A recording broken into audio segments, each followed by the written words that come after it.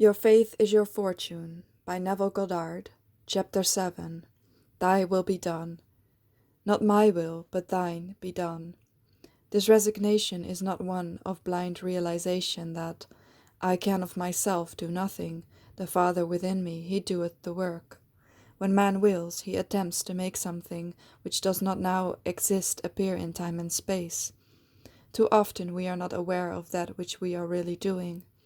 We unconsciously state that we do not possess the capacities to express. We predicate our desire upon the hope of acquiring the necessary capacities in future time. I am not, but I will be. Man does not realize that consciousness is the Father which does the work, so he attempts to express that which he is not conscious of being. Such struggles are doomed to failure. Only the present expresses itself. Unless I am conscious of being that which I seek, I will not find it. God, your awareness, is the substance and fullness of all.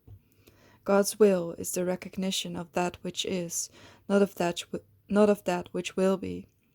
Instead of seeing this saying as, thine will be done, see it as, thy will is done. The works are finished. The principle by which all things are made visible is eternal. Eyes have not seen, nor ears heard, neither had it entered into the hearts of men the things which God has prepared for those who love the law. When a sculptor looks at a formless piece of marble, he sees, buried within its formless mass, his finished piece of art. The sculptor, instead of making his masterpiece, merely reveals it by removing that part of the marble which hides his conception. The same applies to you. In your formless awareness lies buried all that you will ever conceive yourself to be. The recognition of this truth will transform you from an unskilled laborer who tries to make it so to a great artist who recognizes it to be so. Your claim that you are now that which you want to be will remove the veil of human darkness and reveal your claim perfectly. I am that. God's will was expressed in the words of the widow. It is well. Man's will would have been, it will be well. To state, I shall be well, is to say, I am ill.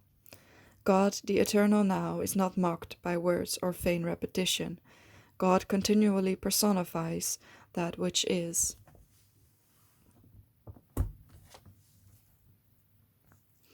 Thus, the resignation of Jesus, who made himself equal with God, was turning from the recognition of lack, which the future indicates with I shall be, to recognition of supply by claiming, I am that, it is done, thank you, Father.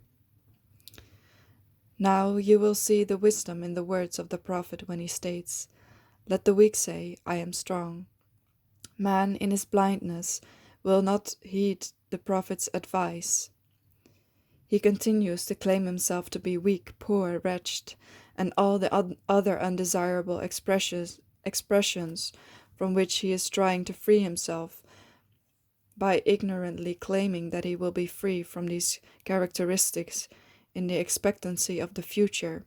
Such thoughts thwart the one law that can ever free him. There is only one door through which that which you seek can enter the world. I am the door. When you say, I am, you are declaring yourself to be first person, present tense. There is no future. To know that I am is to be curious of being. Consciousness is the only door. Unless you are conscious of being that which you seek in vain. If you judge after appearances, you will continue to be enslaved by the evidence of your senses. To break this hypnotic spell of the senses, you are told, go within and shut the door. The door of the senses must be tightly shut before your new claim can be honored. Closing the door of the senses is not as difficult as it appears to be at first. It is done without effort. It is impossible to serve two masters at the same time. The master man serves is that which he is conscious of being. I am Lord and Master of that which I am conscious of being. It is no effort for me to conjure poverty if I am conscious of being poor. My servant, poverty, is compelled to follow me, consciousness of poverty, as long as I am, the Lord, conscious of being poor. Instead of fighting against the evidence of the senses, you claim yourself to be that which you desire to be. As your attention is placed on this claim, the door of the senses automatically closes against your former master, that which you were conscious of being. As you become lost in the feeling of being, that which you are now claiming to be true of yourself, the door of the senses once more open, revealing your world to be the perfect expression of that which you were conscious of being. Let us follow the example of Jesus, who realized as man he could do nothing to change his present picture of lack.